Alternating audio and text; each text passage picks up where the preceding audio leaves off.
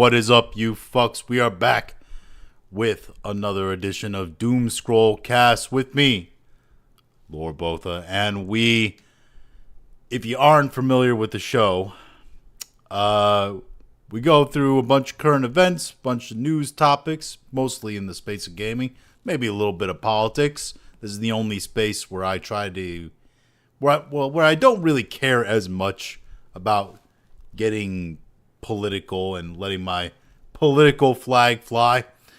But after that, we go through the doom scroll where I literally just scroll Twitter in a rebuke.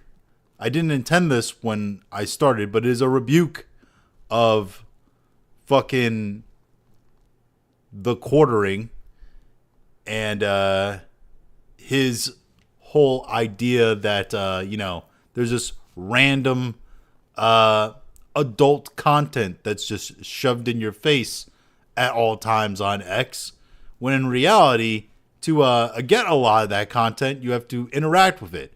And I mean, not even just clicking on it. I just mean like liking it or like bookmarking it and shit. It's not that hard to not get dirty content on your news feed. You just don't interact with it.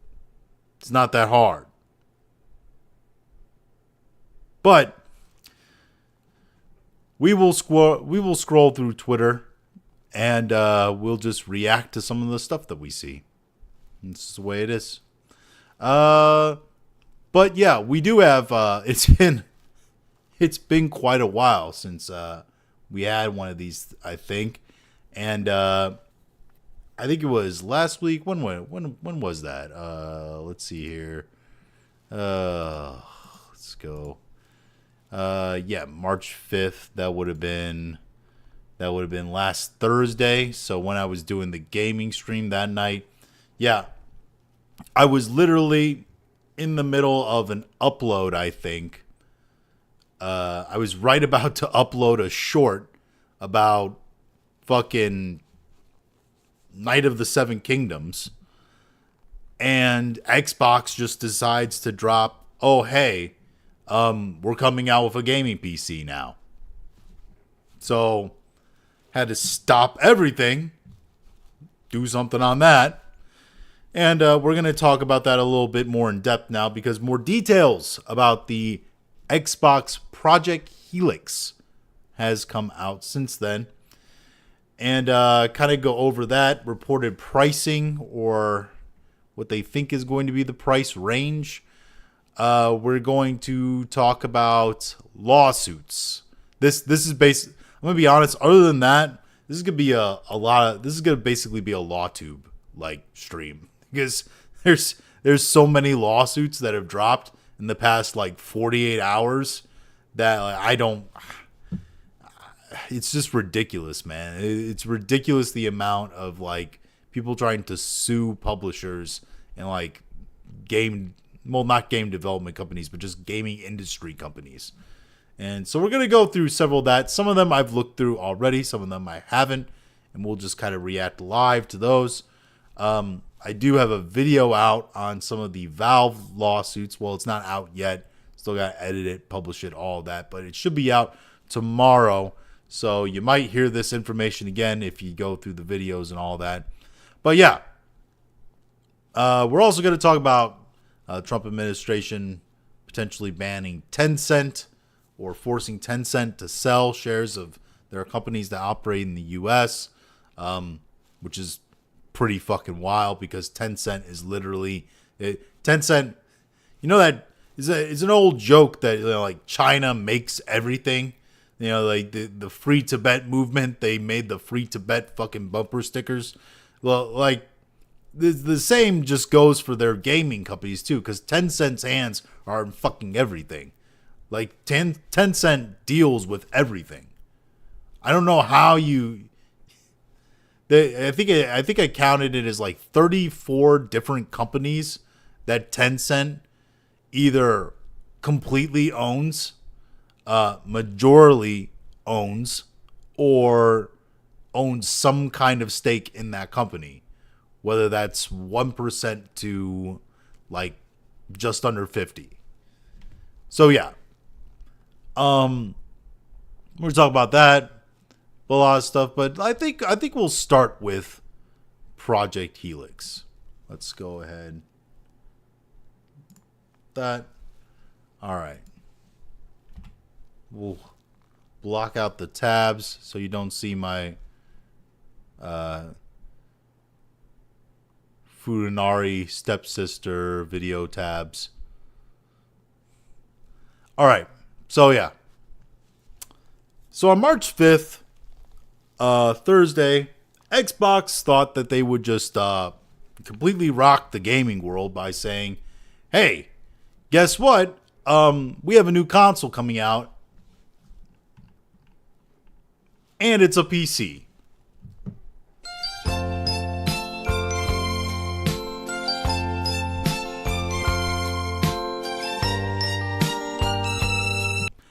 Yeah.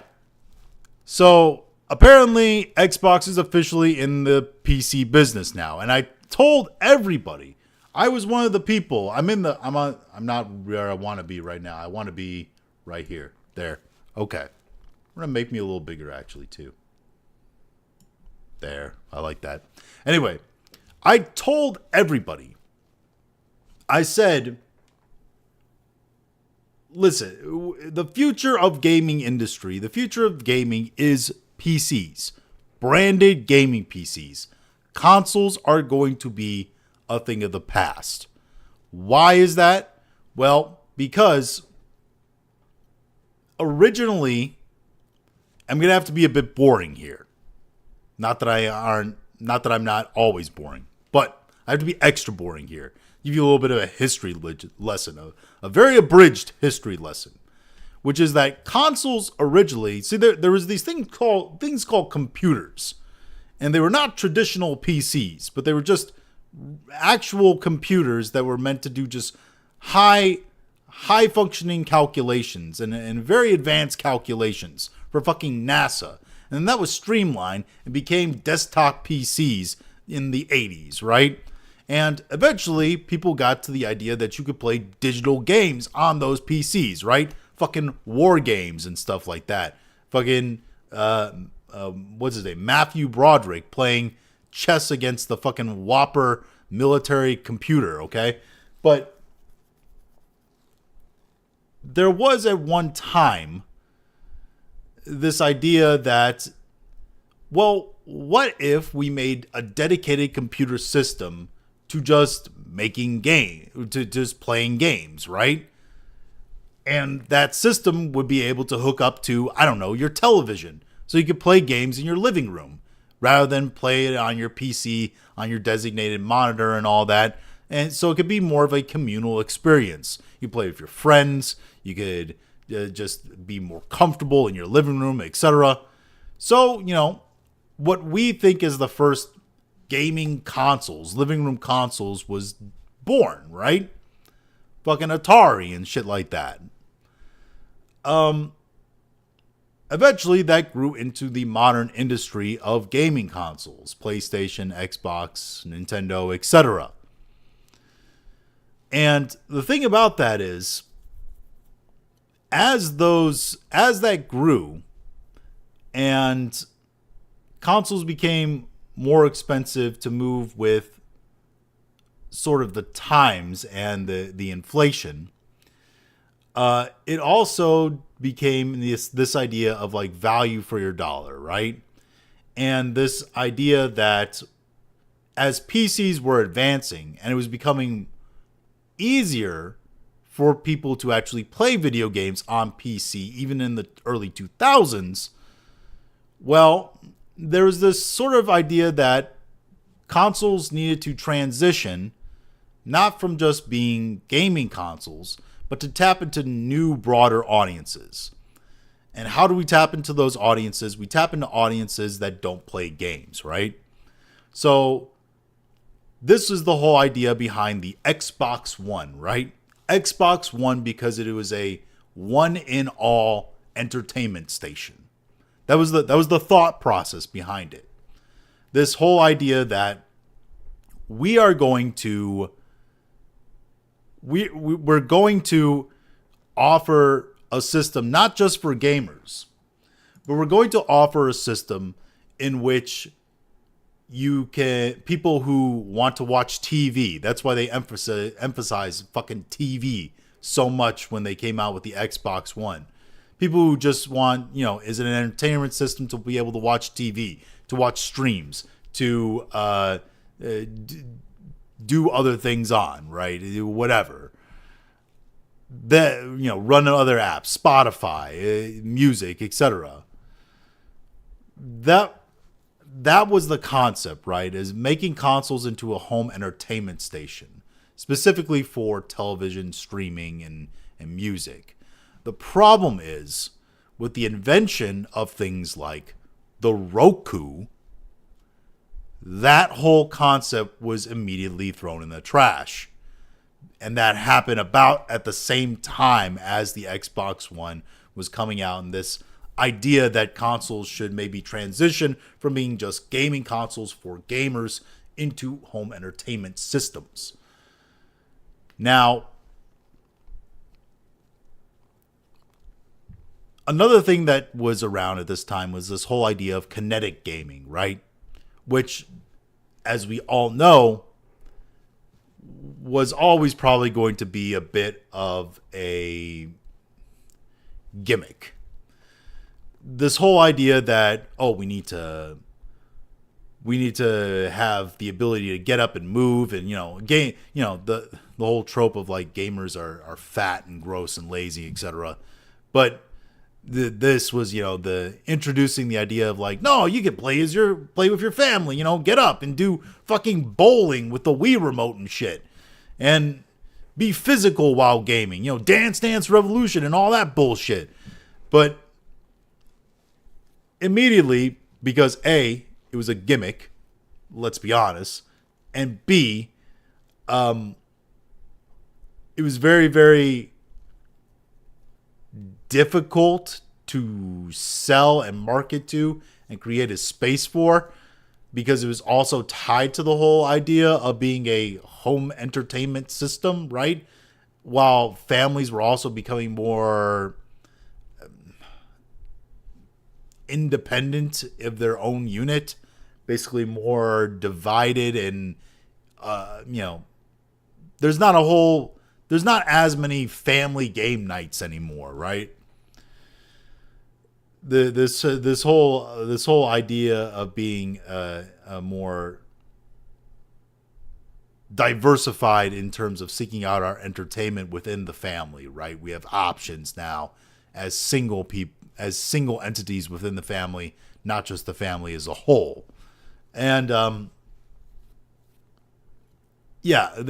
whole idea with kinetic gaming and the idea of consoles being a home entertainment system, that sort of all came, and as soon as it came in, it was also gone, destroyed by things like the Roku, and the idea of kinetic gaming kind of being silly and a gimmick. Eventually, what comes after that starts to be the question. Because if consoles are not going to be a home entertainment system, and as we're seeing, prices on consoles, due to hardware costs and inflation or tariffs or just straight up greed at this point, because they want to keep their profit margins in the face of some of those market conditions that they claim, right?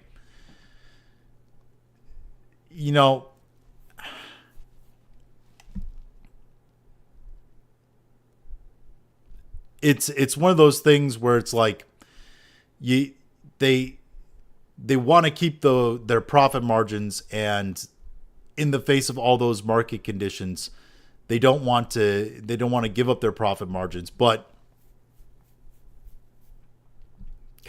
I lost my train of thought. This is the problem with streaming, is that you have brain farts and then you're like, where the fuck do I go? What? I was on a train of thought, and then I lose it. Now you look like a fucking idiot. But anyway. Also, my mouth was dry as shit. The point is, they were asking the question, as prices are increasing, no matter what they blame it on, they are moving closer and closer to parity with gaming PCs. That's where I was trying to lead this to. And the problem with that is that gaming PCs always are going to offer a wider value for your dollar, wider access, right? Because they're far more easier to adapt games to, and Steam is kind of the big name in that market. And you also have, Epic Game Store, and with a gaming PC, it's more adaptable to put any kind of storefront you want on it and find any kind of game you want from whatever store is on your gaming PC. And with that competition, it becomes difficult for these companies, which is why PlayStation leans on exclusives, right? So what Xbox has decided to do is look to the future and understand the future, which is that, well, if we're going to get up to prices now because of hardware or whatever, to where we are now competing with gaming PCs in terms of price, why are we making consoles when we should just make a branded gaming PC? Because that seems to be the future, right? If you're going to have a console that's going to be as expensive as a low-tier gaming PC, you might as well just make a low-tier gaming PC. That seems to be, the strategy here, right? So that's what they've done here with Project Helix. It's a gaming PC. And the thing about this is that, by the way, we now know why PlayStation, and I made that video that did way better than ever I expected or was ever hoping that it'd do.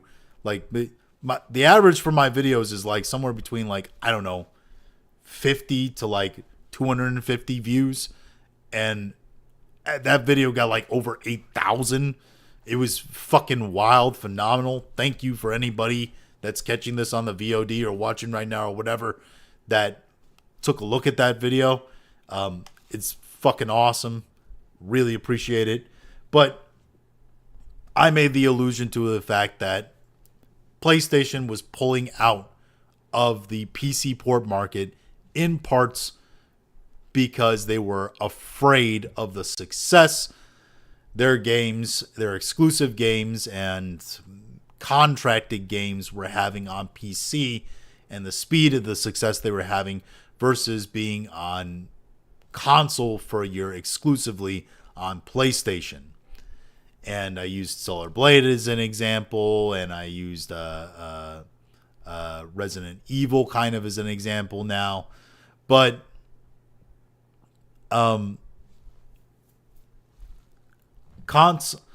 the thing about that is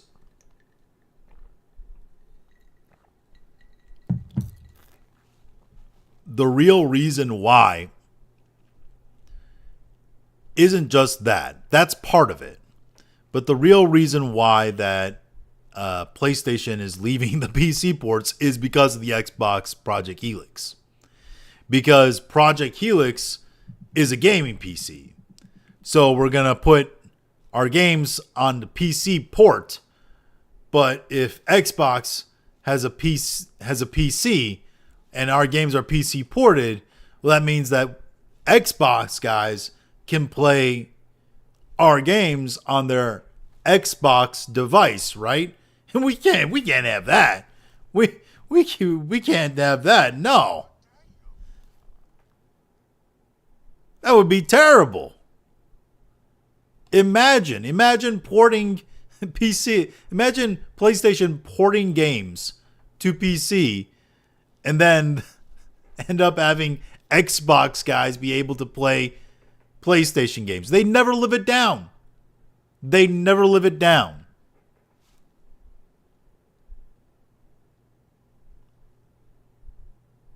So now they're going pure exclusive again. They're like, no, it's only going to be exclusive. Single player games are only going to be exclusive to PlayStation. Not the multiplayer games, though. because they can't have the multiplayer games. They can't have the live service games be exclusive to PlayStation because they need other people. They need other ecosystems. They need other players on other systems to make those games financially justified, to feed into the live service game farms, because that's what they are. Helldivers is a really good one. It's a really fun one, done really well, but it is a live service game farm where they farm you, the customer. Now, in the opposite of that,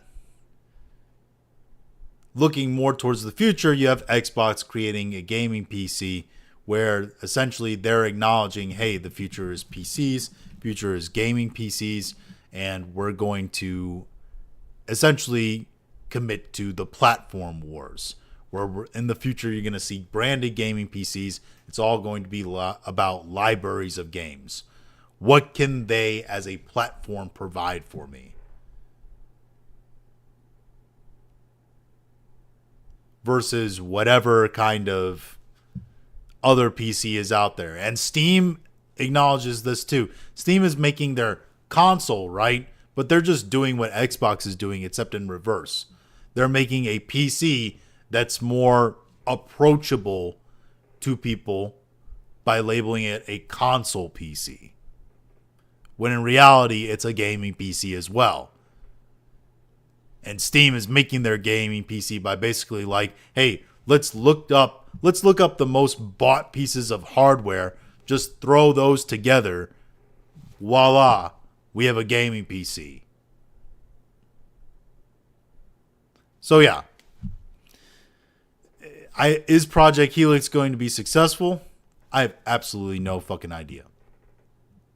It still has the Xbox brand on it. It might, I don't know if Project Helix is the name that they're going with. I hope not. I hope it's officially called something else, because that's a fucking terrible name. And also that kind of sets the brand for the PC. And if Project Helix, if Helix is going to be your brand for your branded gaming PCs going forward, that's kind of a terrible idea. And I don't think that's a good brand. I think you should stick with Xbox, but it should be branded different and clearly made into the thinking of a gaming PC. And the funny part about this is that PlayStation is going to be the last guys to the table now. And if everybody's wondering about Nintendo, Nintendo has their own thing. They don't have to worry about this rat race because they have fully committed to the mobile console. They have found their own niche. They're like, this is what we do. We are the Switch. We're the fucking Switch and Switch 2 company makers. Like that.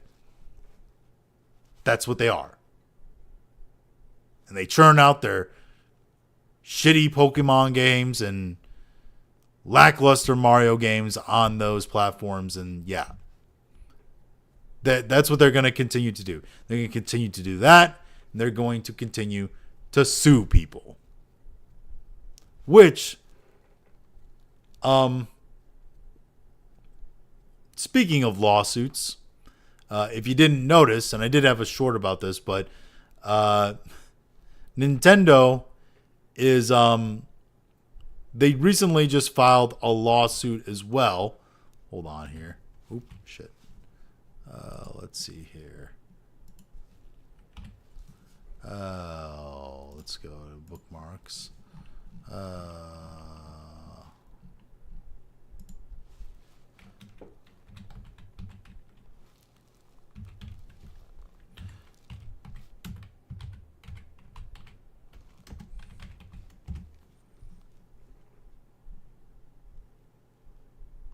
Yeah, here it is.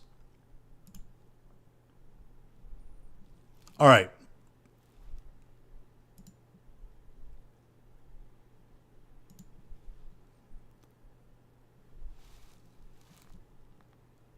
So, first lawsuit of the night. From IGN, Nintendo sues the U.S. government over Trump's unlawful tariffs that led to last-minute Switch 2 pre-order delay, demands refund with interest. So, basically what the story is that Nintendo, now that the Trump tariffs have been struck down by the Supreme Court, the IEEPA tariffs at least, Trump has already announced that there's a new set of tariffs that are going to go in place for whatever reasons and whatever way that he and the administration have drawn up to basically get the same or similar tariffs to those countries and the companies within those countries. I'm not really interested in all that. The tariffs, in theory, are a good thing. I think that there's easier ways to help the general public economically than tariffs. I don't think they're the fucking answer to everything like Trump does. But that kind of stuff is like, if he wants to do that and he can find a way, sure, go ahead. I'm sure it will help the economy in some way. But I'm not going to take the time to look up the intricacies of the tariffs right now.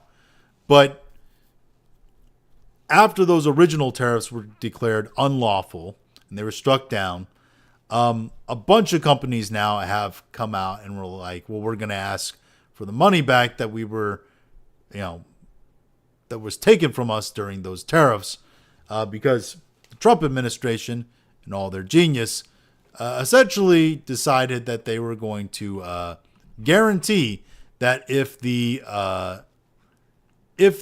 tariffs were considered unlawful, that they would issue full refunds, which I think was stupid. But yeah, this Nintendo lawsuit is probably going to be a win for Nintendo. It's probably going to be a win for a lot of companies, because what they're asking for here is not an end to the tariffs. Those are already over. What they're asking for here is basically to be paid back, I think, with interest, the money that was taken from them because of the tariffs. And I mean,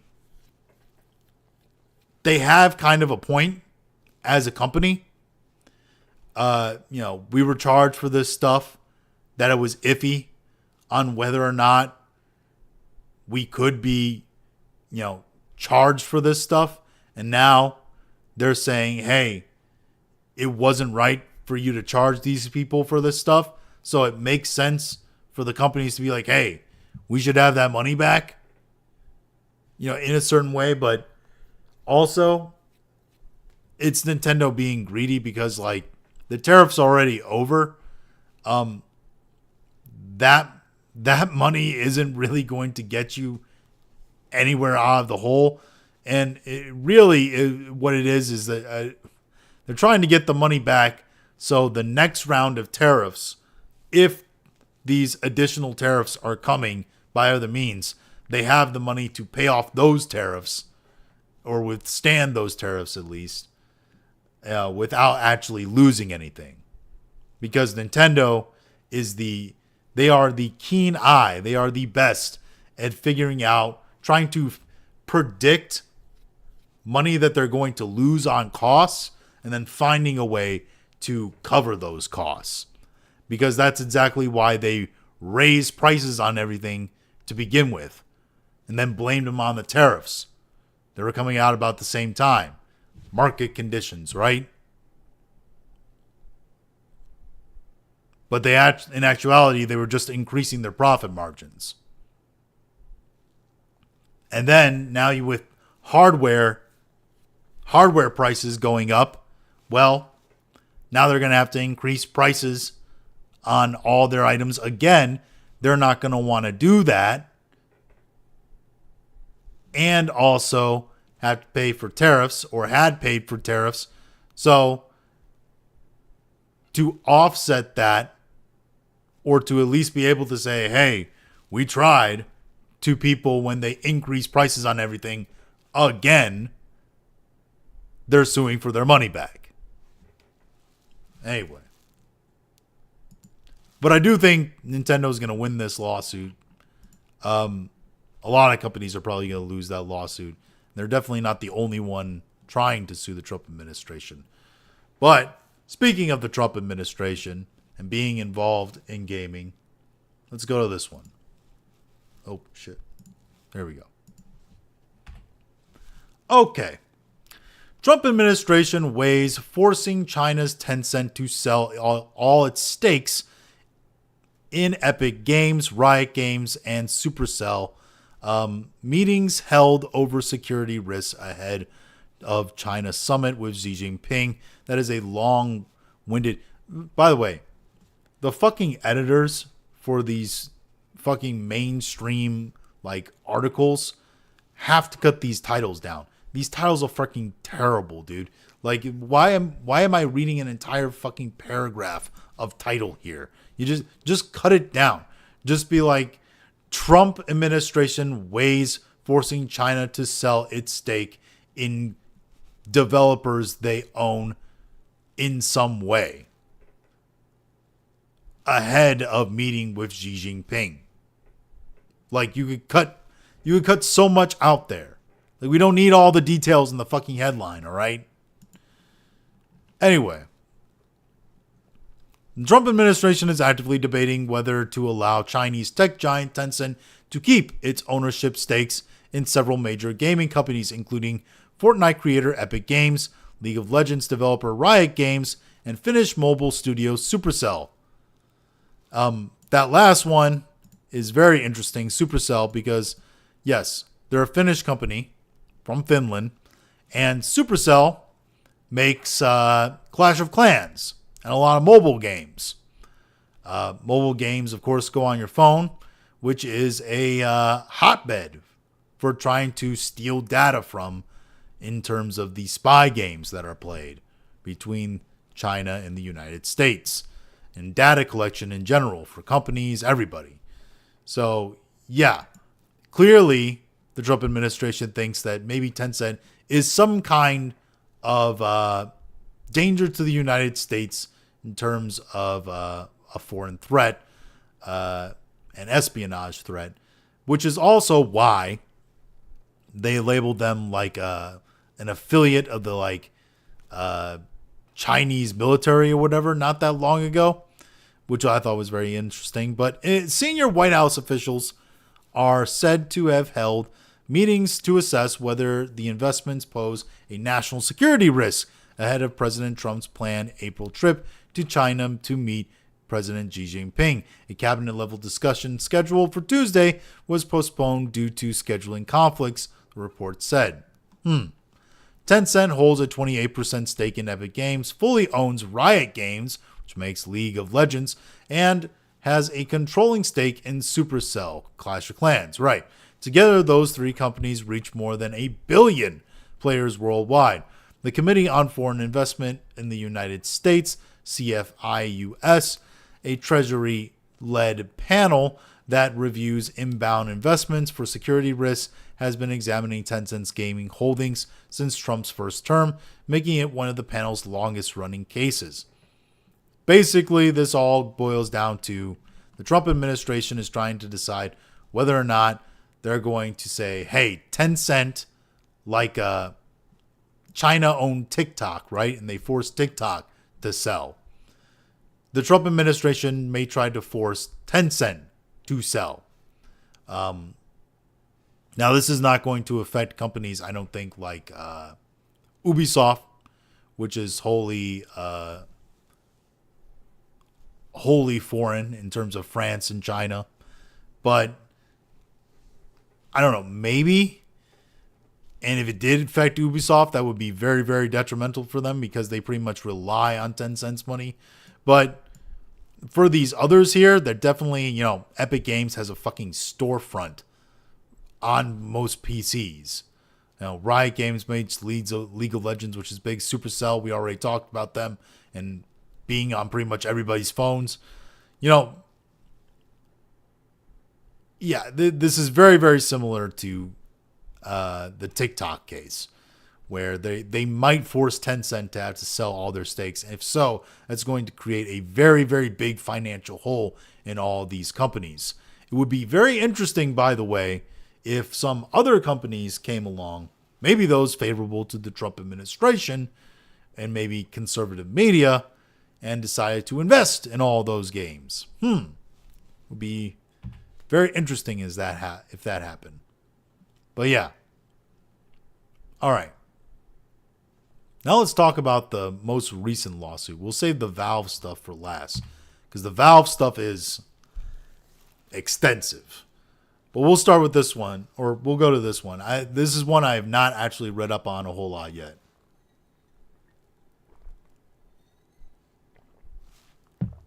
Where are we at? 41 fucking minutes. Fuck. So from WCCF Tech, PlayStation, you owe us. The $1.9 billion class action lawsuit, or class action against Sony's PlayStation Store, has begun. So, let's see here. The class action lawsuit, branded as PlayStation You Owe Us, it's an interesting title, filed by consumer rights champion Alex Neil against Sony PlayStation, has finally kicked off in earnest today, with plaintiff's legal counsel, Mr. Palmer, delivering the opening statement. Blah, blah, blah. The legal action was filed in 2022 to challenge Sony's monopoly over the PlayStation Store digital platform, which, according to plaintiffs, led to higher prices for consumers. The damage figure sought by the plaintiff has changed, though. Initially, it was $5 billion. Then it was rose to 6.3 billion pounds, etc., etc. Let's get down to the meat here. What is this fucking ad? Fuck off. Yeah. Even so, if the plaintiffs won, all PlayStation users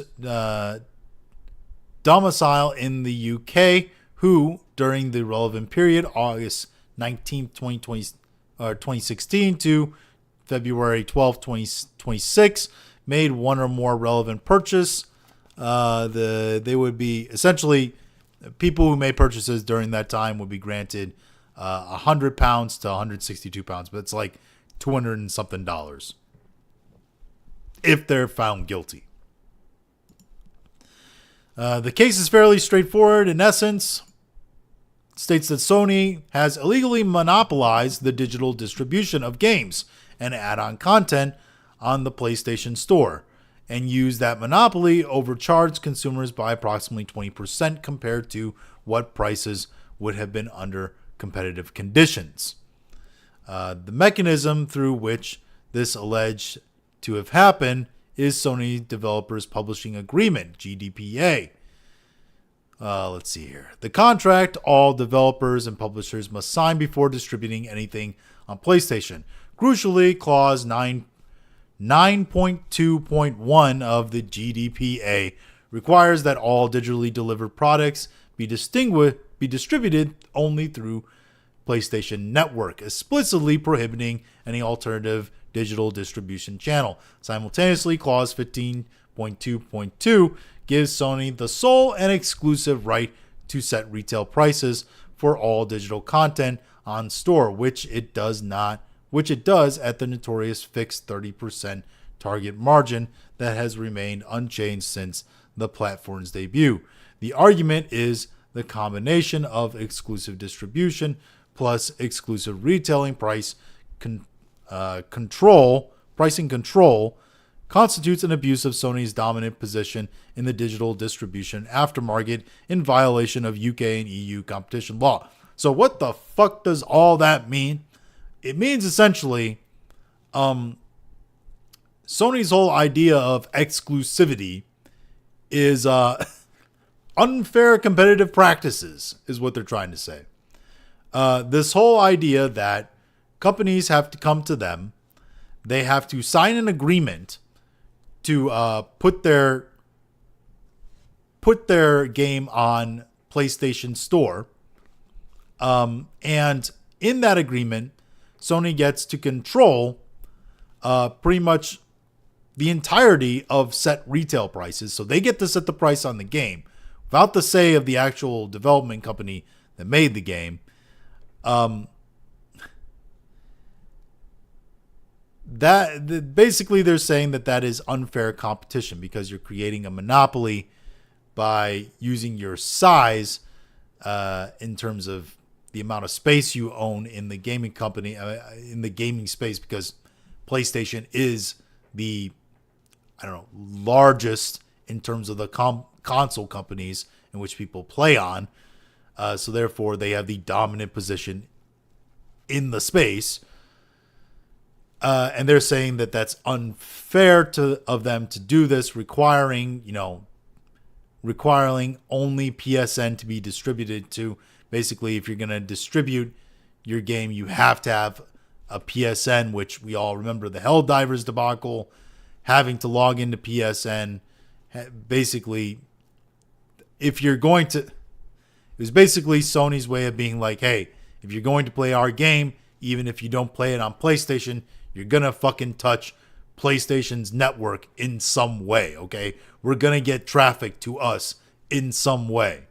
And it's also a way that they, get their flow of cash to them.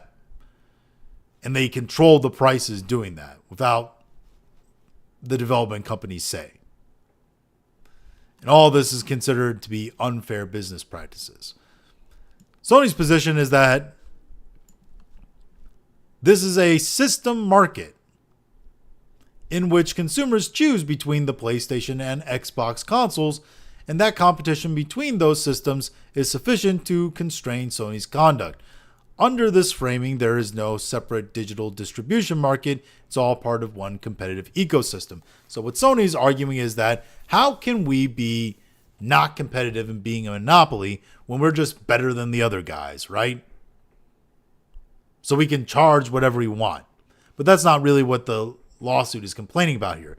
The lawsuit is complaining that you're making developers sign specific contracts where you get to decide the retail price of the game, and then you're setting those prices to whatever you want. And if people want to access those games, they have to pay those prices specifically through your storefront. And you can't get those games anywhere else, thus controlling the accessibility of the game and impeding fair competition. Because what the plaintiff's lawyer is going to argue here, because Sony's arguing, oh, well, it's competition between ecosystems, right? Xbox has, their set of games that are exclusives. We have our set of games that are exclusives. What the plaintiff's lawyer is going to argue is that, well, those exclusives having exclusives is inherently anti-competitive. Because the other system, people playing on the other system can't have access to buy your game. So you're unfairly excluding them beyond means of just price. Beyond means of just price of the game. But through price of the console. Owning a completely different ecosystem. That's what the lawsuit is essentially arguing here. The plaintiff's position counters that argument, fails because of the whole life costing, or rather the inability of consumers to engage in it. For a systems market to exist, consumers would need to factor in a total expected lifetime cost of games and added content when choosing a console. The plaintiff argues they can't possibly do this because future game prices, the length of console generation, what add-on content they'll want, and the future of pricing structures, yada, yada, yada. Basically, what they're saying here is that if this is a market competition, right, it can't be that, because for it to be a market competition, competing between two marketplaces, the customers would also be able to reasonably establish that they're going to spend X amount of cost over the lifespan of this system and everything in that system versus the other system, right? And they're not able to do that because there are way too many varying factors. And I mean, that's just proven right now because console companies keep raising the prices of consoles. Just intermittently. Blaming market conditions. So yeah, I feel like that kind of defeats this. Anyway. I feel like this would be a hard lawsuit for PlayStation to win. Does that mean that they're going to lose it? Probably not. I would expect them to maybe eke out a win on this.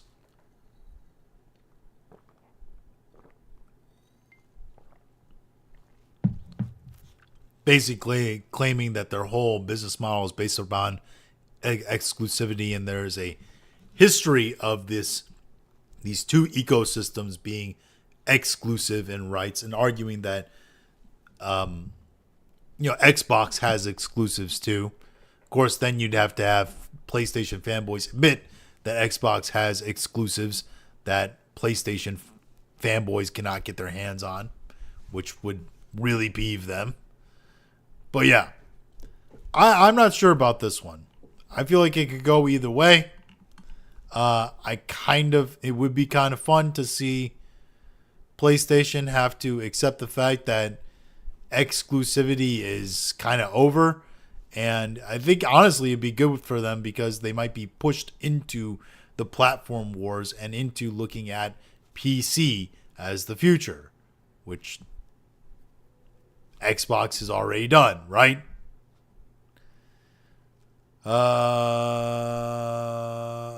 Okay. There's so much.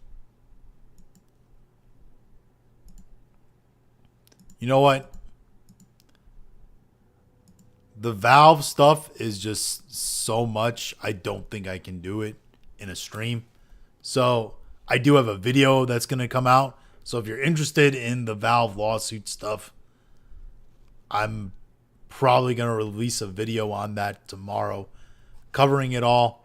But it is involved. And there are multiple lawsuits now going on Valve. There's a lawsuit over the UK performing rights, basically are like a union that want to fleece Valve for money. And then you have the New York Letitia James, anti-Trump lawyer, who all of a sudden decided to champion the cause of gambling and gaming, which, as a middle-aged black woman who doesn't look like she's ever played games in her life, seems kind of weird, but okay.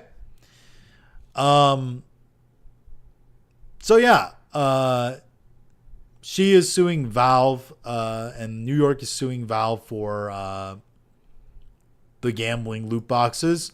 And now Washington State is issued a class action lawsuit for the same exact thing. Not only have they issued the same lawsuit, their lawsuits look nearly identical in terms of like I'll show you right here. Here's the filing. Let's see if we can zoom in. All right. Can I zoom in this way? No. Okay. This is as good as it gets. So here's the filing. And as you can see here, loot box page, right? With these specific items here as the figures. If we go to the other lawsuit, the Washington lawsuit, oh hey, look at that.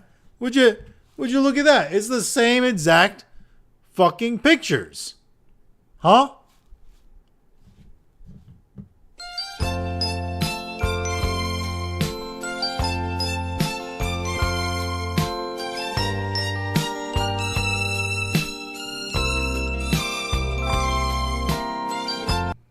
What the hell is even that?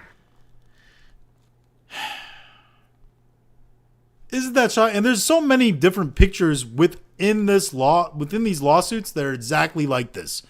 Basically, they copied the Washington guys copied New York's lawsuit. Like straight up copied it. And are trying to do the same exact thing.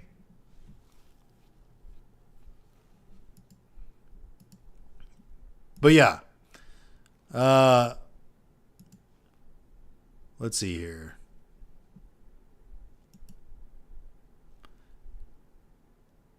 Yeah, it's wild, these lawsuits, man. But yeah, I'll have a video that comes out for that tomorrow. And I can't stream long, that's why I'm kind of not covering that. Because that would take like half an hour to an hour just to talk about Valve. And they did release a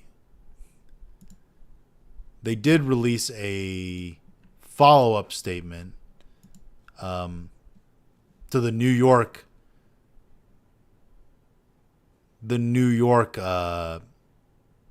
lawsuit. Now, here, I'll just explain that one. We'll just explain that one.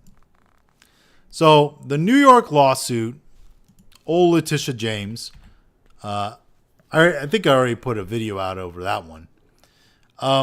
Basically, she and New York State are suing Valve, claiming that in their games, CSGO, things like that, they have loot boxes, right? And that these are illegal gambling that specifically targets children. And Valve has essentially responded to that. And this is their statement here. From Pirate Nation, Valve has published its official response to the New York Attorney General's lawsuit regarding loot boxes in Counter-Strike 2, Dota 2, and Team Fortress 2. They describe the cosmetic items as equivalent to collectible trading cards with no effect on gameplay and reject the claim that they constitute illegal gambling. By the way, this is another thing they claim. In the lawsuit, she tries to claim that there's actual monetary value for these items that you get in the loot boxes. That's not necessarily true because you can't cash out the value of those like items. Like you'll get, that money will go into a Steam wallet and you can use that Steam wallet in the store, but you can't cash that money out for real world money that you can go down the street to fucking McDonald's and get a Big Mac for, okay? It's not real money. It's wallet money for the ecosystem. But try explaining that to them. I think they don't really care. They're just being disingenuous. And we're also going to table the fact of whether or not this is actually gambling, because as according to Ubisoft, right, they're surprise mechanics. But typically for gambling, even based upon the definition that I keep seeing them use, which is like a game of chance in which you bet like something that you may lose to gain something else, blah, blah, blah. Typically, in gambling, you don't get anything if you lose. In loot boxes, you usually get something back. You may not like what you get. You may not think it's of equal value to what you spend, but you get something. Anyway, the statement states here, Valve states it has already taken extensive action against unauthorized third-party gambling sites, including locking over 1 million accounts and imposing trade restrictions. The company is opposing the AG's demands to make items non-transferable and collect additional user data, calling those requirements excessive. yes. They did want to make things non-transferable, but it's the user data there that's the bigger thing. Both this and the lawsuit in Washington, they reached the same conclusion essentially, that Steam doesn't have enough safeguards for children playing their game, right? Or Valve doesn't have enough safeguards for children playing these games, right? And that they need to institute better parental mechanisms. They need to institute real ID and collect user data to make sure these minors aren't accessing this, right? Claiming, of course, as always, it's for the children. We need to protect the children. When in reality, what it is that so they can collect the data and then try to buy it off of Valve, or it gets sold to the biggest buyer, or stolen through espionage, or stolen through hackers, or some kind of breach, etc. That's what this is all about. This is all about user data, about user information, trying to get your identities, trying to get your data so they can make money off of it or control you. Probably both. If the Attorney General prevails, Valve warns that New York players could lose the ability to sell or trade their digital items. So, fucking Gabe will just pull the whole goddamn plug on New York. Which, I gotta tell you, New York is getting worse and worse of a state to live in. Like, every single day. I think they had the highest... I saw a map the other day. It had, like, states... and they're like migration patterns over the last year. New York had like the highest amount of like expats, people moving out.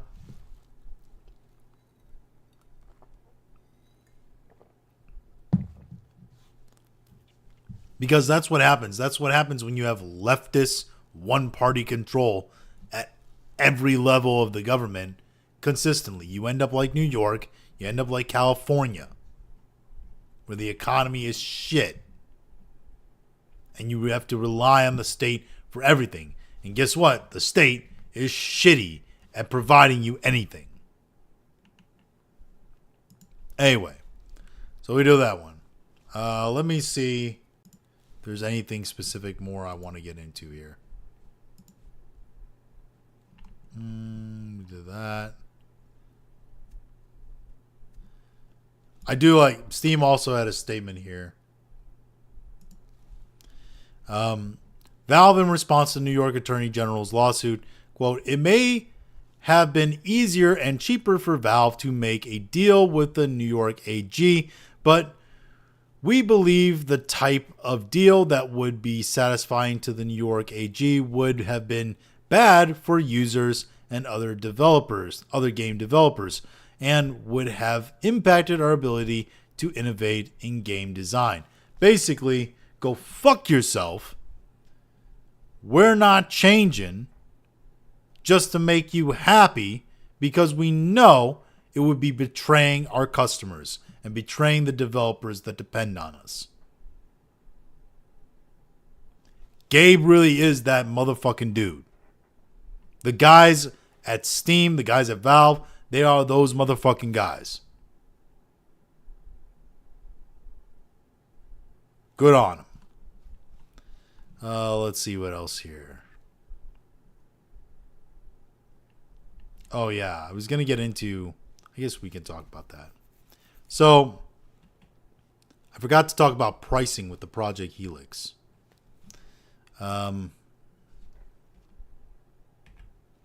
So, let's see here. Yeah. From Let me switch over here. There we go. From WCCF Tech, this is going to be pretty powerful. Next-gen Xbox Project Helix will reportedly be at least 5 times faster in the rasterization, in 20 times 20x in ray tracing than Series X. Fuck. Wordy fucking headlines. Again, just say next gen Project Helix will reportedly be, or just say like, this is going to be pretty powerful. Here are the specs of the next gen Xbox Project Helix. That's all you have to say. You don't have to give me all this bullshit here. Anyway. All right. The next generation Xbox, codenamed Project Helix, will reportedly deliver a 6 times jump in rasterization and a massive 20 times increase in ray tracing performance over the Series X, according to a new technical analysis from Moore's Law is Dead, and the console's AMD Magnus APU will bridge the gap between console and PC gaming with a massive performance leap, but it will come with a significant catch.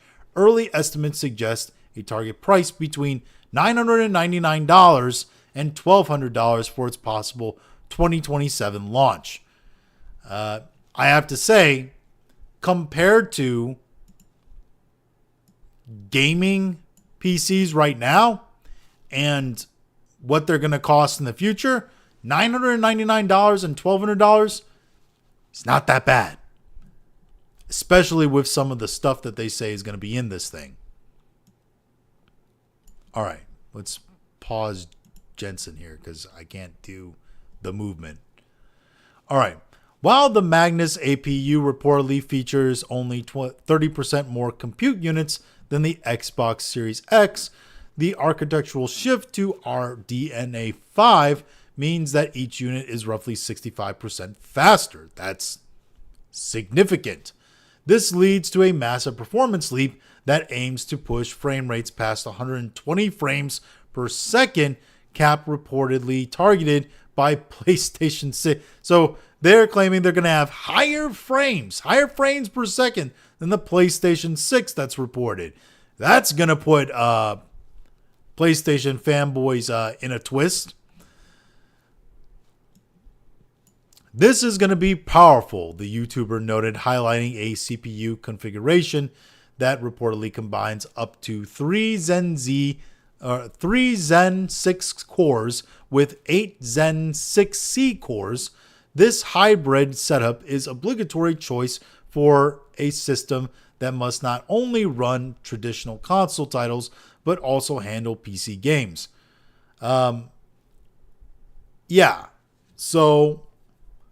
Which are reportedly the only type of games the system will run with the sunsetting of dedicated console SKU. Yeah, I mean, they are Xbox is already PC gaming because you can put the Xbox app on a PC. Like, it's Xbox games are PC games. Sorry to burst your bubble if you didn't know. But yeah, that seems significantly more powerful. I mean, Moore's Law is Dead, I've heard, is not the most trustworthy of sources.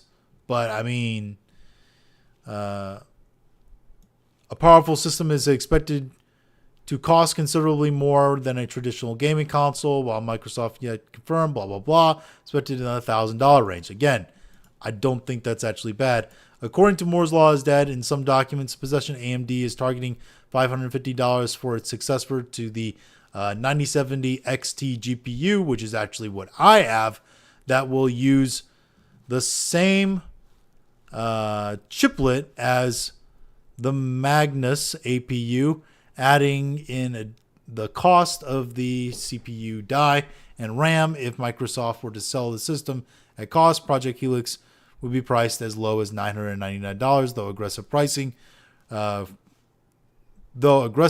that foregoes profits. However, it is unlikely this will happen, so the system is more likely to be in the $1,000 range, unlikely to exceed $1,500. Yeah, I'm thinking about $1,000 to $1,200 is where we're going to see this system.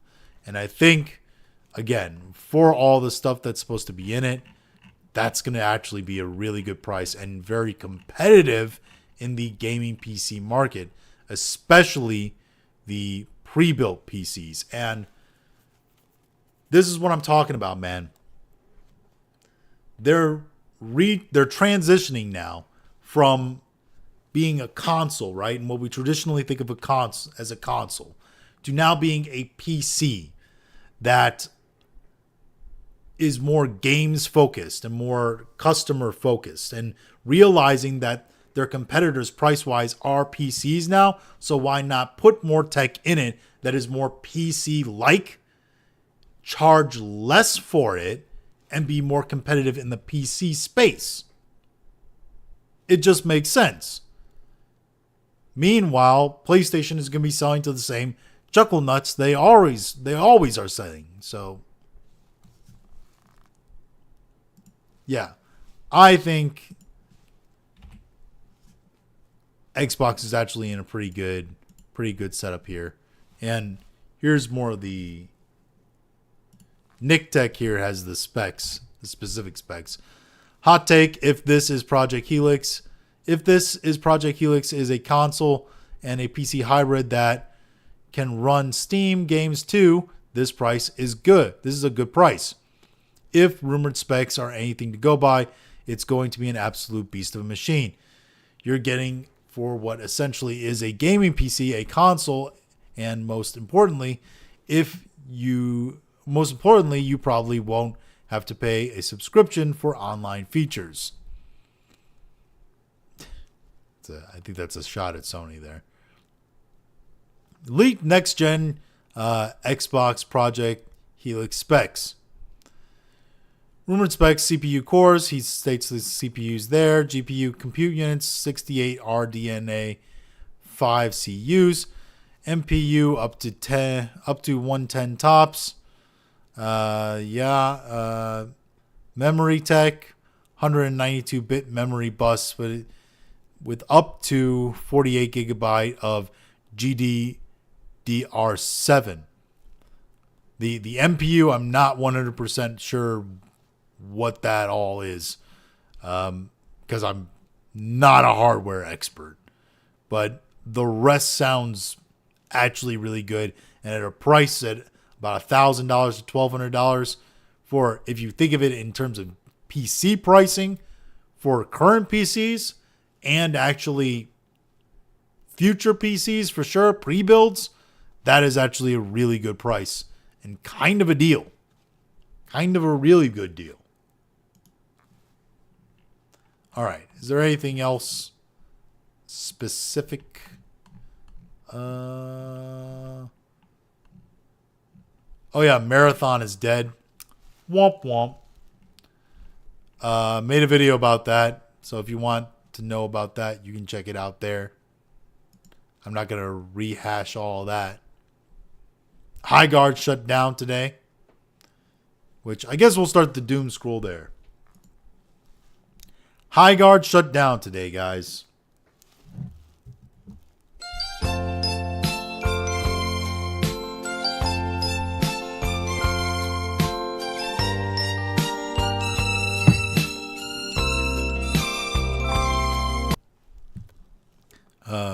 So sad. High Guard shut down today. Concord 2.0. We always knew this was the fate. Nobody wanted to play this game from the first screenshots. They tuned in. They saw it on its very poorly chosen reveal window at the Game Awards, and it was hyped way too high. And when people thought this looks like shit, about 100,000 of them tuned in when the game dropped. They quickly realized, oh, we were right. It is shit. And then they left. And then that's the story of High Guard. That's it. Jeff Keighley made a complete ass of himself, which I'm sure they're going to try to meme on, make jokes of the next Game Awards, which I'm not 100% sure how long for this world the Game Awards are as well. I mean, the award shows in of themselves are long in the tooth.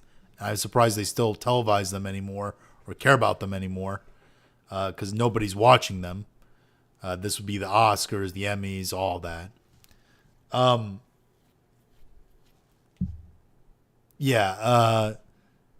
Expos really are more the big thing now. And like, here's the thing: if I can put my trailer in an expo, or I can put my trailer on a reveal or whatever like that, or I can just drop a trailer on YouTube whenever I feel like it, and have it make my own event as a developer or publisher, or any of that.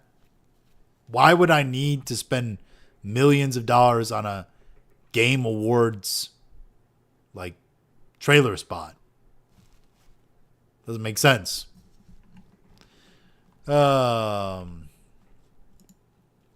Paris says here, Xbox will be fine, PlayStation will be fine, Nintendo will be fine. They're all doing something different. Celebrate, enjoy games. That's all that should matter. You know what? Here's the thing. You know what kind of person I can't stand? I can't stand people who are the, like, if you don't have anything good to say, don't say anything at all. I can't stand those people. I can't stand the positivity people trying to be like, hey, relax, man. Everything's going to be fine. Like, it's all great. Everything is just great. Don't be concerned about this, all right? I can't stand, like, it's not going to be fine. It's not. Have you seen the prices of hardware for these? No, it's not going to be fine. Let's see here. Ads. Microsoft spills the beans on its Xbox PC hybrid at GDC while suggesting it's still years away. What does this say? The AMD-powered Xbox will continue the work started by the ROG Ally X. Microsoft continued to roll out the future of Xbox plans at GDC. Today in talk, hosted VP Generations Jason Ronald, blah, blah, blah, blah, blah. We also got an early rundown of Helix's hardware, which is unsurprisingly another collaboration between Xbox and AMD. Yeah, because they signed a partnership. Duh. The console PC will support AMD's next-gen upscaling frame generation, ray tracing, etc., etc. There's some specs for it. Built for next-generation rendering. Blah, blah, blah. I mean, it's not really specs. It's just like, hey, we expect our system to be able to do this. It's like, cool. All right. That was a bit of a clickbait article. You got me. You fucking got me. Oh, it's PC Gamer. That shouldn't be surprising. Why'd I fall for that? Why'd I fall for PC Gamer? He's gay. He's childish. See the moles on his ass. Lindsey Graham. Yeah, Lindsey Graham is having a full-on, like, nut milking session over, like, going to war with Iran. Which I guess, yeah, we're at war with Iran now. I kind of briefly talked about this before. I think Trump has about, I don't know, to the end of this month to get this all resolved and done with. I don't like it. I don't think this was a good move. I understand. See, this is what's happening. I think Trump has started to realize over this past year that the midterms are not looking good. And he doesn't have a ton of faith in the midterms. He's still going to campaign hard, still going to try to win the midterms. But as all good business and betting men do, he likes to chase sure things and have assurances. And the midterms, I don't think he has an assurance on. And I think he kind of thinks that at the best, Congress is going to be gridlocked. and they're not going to be able to pass almost anything. And if he can't pass domestic policy, he has to find a way to affect domestic policy with foreign policy, which is something he can have complete control over.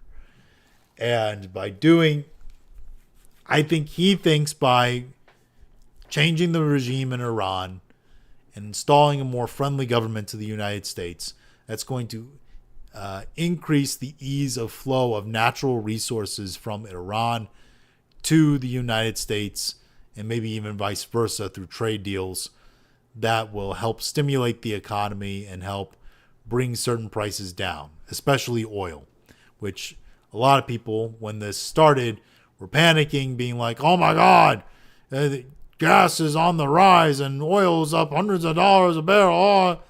When in actuality now it's plummeted to like $80 a barrel. And yes, while gas prices are still high right now, it's like $3.20 where I live, it's going to be less probably by next week, like very low, because of oil prices dropping so low. And I understand. I understand that this is a war to try to affect the economy, essentially. And we can grandstand and be like, oh, it's for the Israel. For Israel. Protect Israel. That's your Zionist prerogative. Or you can say, oh, it's for liberating the Iranian people and, letting them have a more free society. Well, yeah, sure, whatever. All side effects, I think, of a more pressing matter, which is that Trump, to secure his legacy, to try to affect domestic success and revitalization of the economy, he is doing foreign policy actions that he thinks will help this. This is why he went after Maduro, which is an oil state. And it's to harm partly the relationship and the amount of supplies going to, say, Russia to help push for an end to war there, prevent China from potentially engaging in conflict in Taiwan. But it's also, moreover, to try to funnel more resources at a cheaper price to the United States by installing favorable governments, which was kind of, the whole point of the CIA, like the entire 70s and 80s, I think. That and fighting the communists. Anyway. John Farival says the name of the specific Imperial warlord in The Mandalorian and Grogu will interest fans. You'll like this character's name when you hear it. John Farival says the specific Imperial warlord in The Mandalorian. Oh, God. They're going to give him they're going to either make him some random legacy like he's, I don't know, some random legacy Imperial officer, or they're going to make him tie him to the Mandalorians in some way. They're going to give him something like the name Ordo or whatever, or Fett. They might make him a Fett because he looks kind of like Jango Fett there, a little bit. Cross between him and Uncle Fester. Nobody tell him what consoles today actually are. So we're going to get a console that abandons a lot of the things that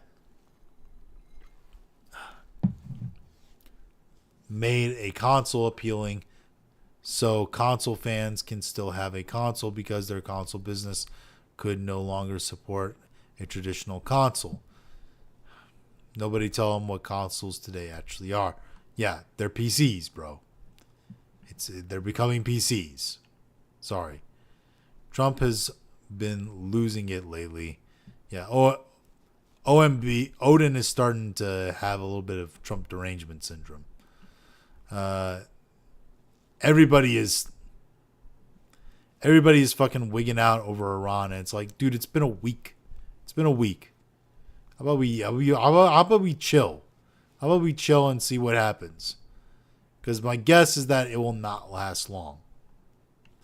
Oh yeah, I saw this bit of news. This is actually almost worth watching the Oscars for. This is exciting because it says here, presenting your 98th Oscar announcer, Matt Berry. Because Matt Berry is actually fucking entertaining. Oh, there's a leftist here being insane. Well, it's Defiant L is posting that, which I'm pretty sure is an Indian. But, you know, whatever. It's the commentary on Marvel I don't give a shit about. What did the frog post? Egrin the 7th Decouncy.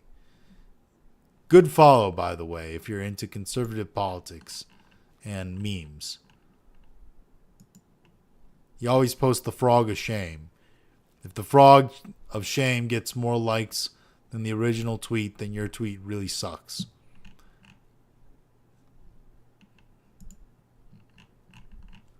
Well, ratioed that one. Name a huge scam. I don't know. Ember? Fucking Grums' game? I saw this before. I'm pretty sure it's a troll.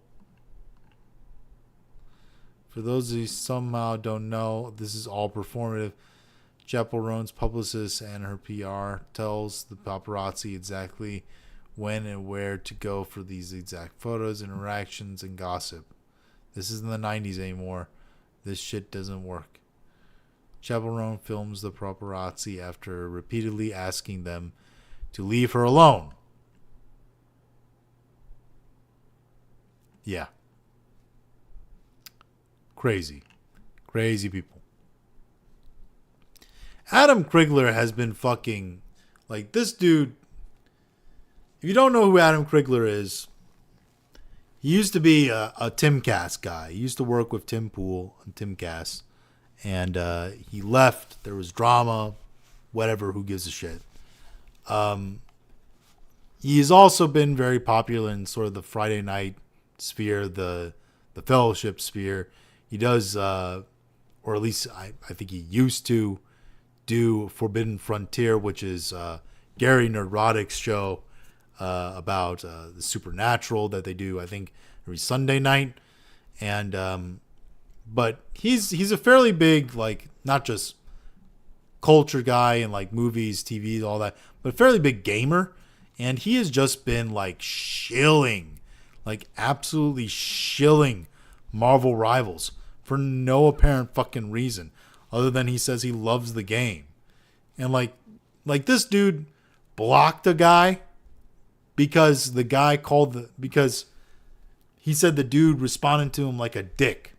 And then somebody said something in his replies and he was like, "Oh, you're being so emotional."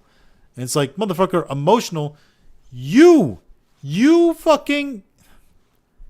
blocked the guy because you said he was being mean to you. The fuck you mean emotional? You're emotional. Anyway, he says, the more I learn about the lore of this game, the more I love it. The story feels designed just for my love of sci-fi. And if you are here to tell me the game sucks or whatever, save it. I will be muting those because I'm sick of hearing about their opinions. I love the game and I will continue to post about it. How about you just ignore it, dude? How about you just post and ghost? Like, dude, I don't know, man. Start for the Academy Season 1 ends tomorrow. Good. I thought it already did. Oh, God. I'm so fucking tired of seeing these posts. Maybe it's because I've interacted with it. And now I'm getting it. Now I'm getting quartering over these fucking quartered images. But I'm seeing them everywhere. It's fucking women and even men and other things just chopped into quarters like this. They're like, oh, click the post to see the ball. And no, fuck off. What the fuck did Nicholas say? We could tell you. Xbox Series dev kits went out March 2020, the Xbox Series consoles released November 2020. Yeah, okay. Okay. Donald Trump has put Marco Rubio in charge of One Piece. Save Fortnite.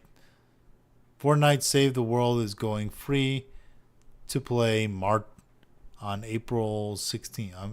Is it not free to play? Is it a charge mode? Anyway. I don't know. Oh, let's see here. Oh, Russia Today. I'm sure they gave. I'm not even going to read that. It's fucking Russia state news. Like, so when are we going to get some more Gears of Eden?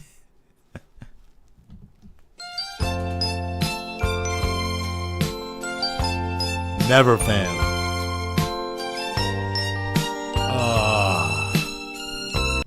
Gonna be waiting on that. That would be an Xbox Helix game, probably.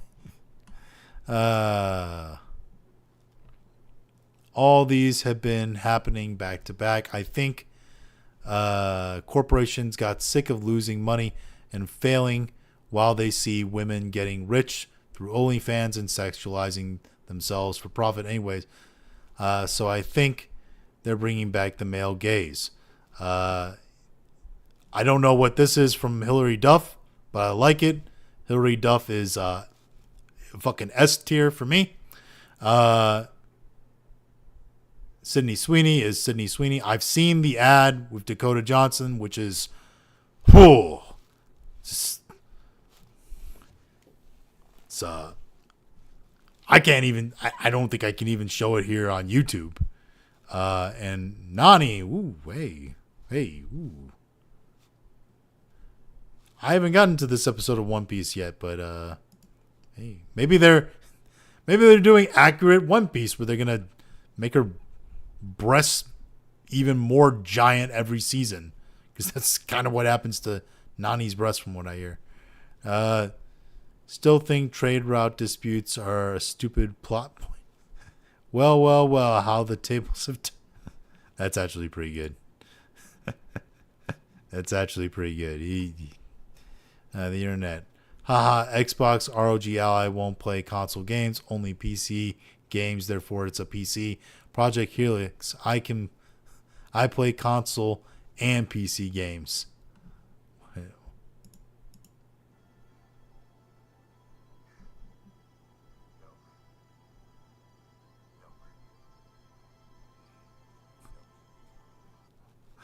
That's good. Representative Jasmine Crockett admits Dems got less votes in Texas after an ID mandate for mail-ins. Oh, it's almost like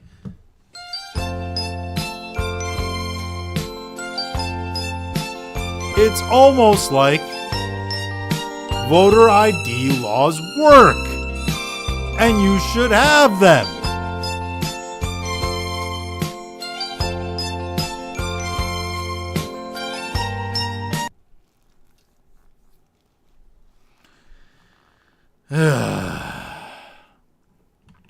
By the way, she's leaving Congress soon, in December or whatever, because she lost.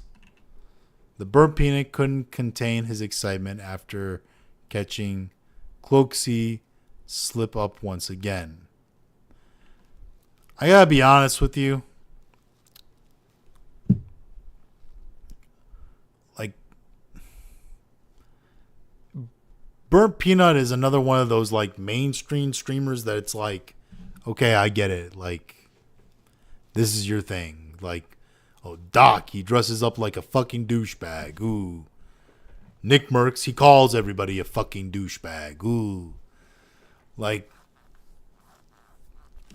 I don't know, man. It's too gimmicky for me. And, like, I wish him the best. He's doing just fine. So, congratulations. Your name will be considered a box office stamp of death from here on out. Maggie Gyllenhaal. Yeah, the Bride came out. That was a thing. And it's going to be like $100 million failure. So there's that. I'm not going to go into more details about it. I mean, it was an artistic, feminist bullshit movie that we knew was going to flop. They made it. It came out. It flopped. What is there more to say? It's like, yeah, you did the exact thing we knew you were going to do. Dan puts on a sorting hat. The sorting hat shouts, therapy. Growing up famous. I don't care. The kids in the hall. That word, huh? Give it to Caitlin Clark. How about no? Caitlin Clark is one of those girls that's like 15 degrees off of pretty. Like, you know, unlike me, I'm like 45. I'm like 45 to 90 degrees off handsome. Pretty significantly. I'd probably be more handsome if I was not fat, but, you know, them's the breaks, I guess. It's my problem for liking, I don't know, soda. Timothée Chalamet losing the Oscar over a pointless controversy would be absurd. Voters should judge only on what matters, his phenomenal performance in Marty Supreme. Yeah, where he basically plays like an asshole, like a douchebag from what I hear. Yeah, I heard about his controversy where his controversy was basically saying, hey, I don't want to do fucking ballet and stage acting. Sorry. Like, I think it's fucking dumb.